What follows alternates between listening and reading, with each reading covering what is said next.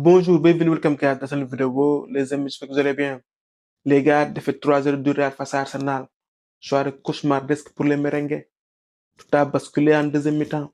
Dans le premier acte, je trouve que les débats étaient plutôt équilibrés, avec un Real Madrid qui est monté en puissance au fil des minutes.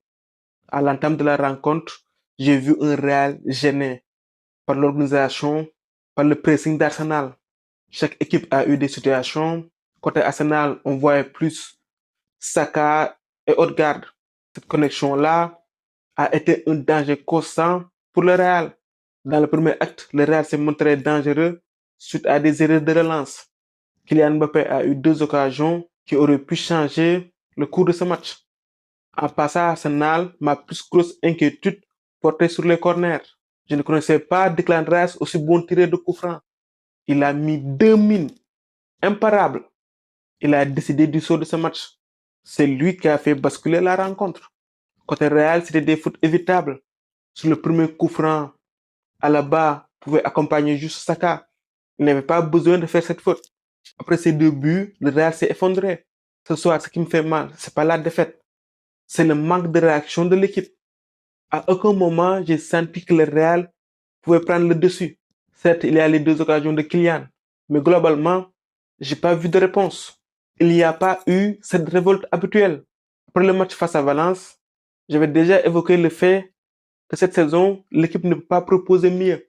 L'équipe a atteint son plafond de verre. J'ai rarement vu le Real concéder autant de défaites dans une saison. Sans enlever le mérite aux Gunners, qui ont été bons ce soir, c'est le Real qui est très loin de son niveau. Cette année, on vit sur notre réputation, sur notre histoire. Mais sur le terrain, ce qu'on montre, c'est insuffisant. C'est pas digne du Real de Madrid. Parfois, j'ai du mal à leur tomber dessus. Ces 10 dernières années, ils ont remporté 6 Ligues des Champions.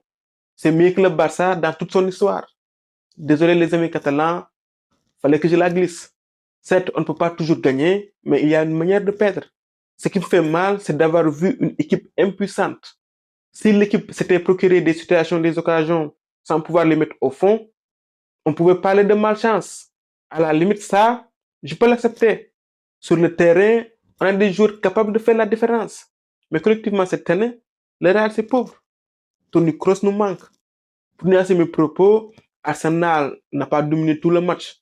La différence s'est faite sur les coups de pied arrêtés. Mon problème, c'est que je n'ai pas vu de révolte.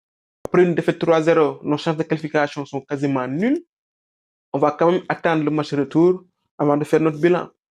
Voilà les amis, c'était tout pour cette vidéo. On se retrouve pour d'autres vidéos. À très bientôt. Football.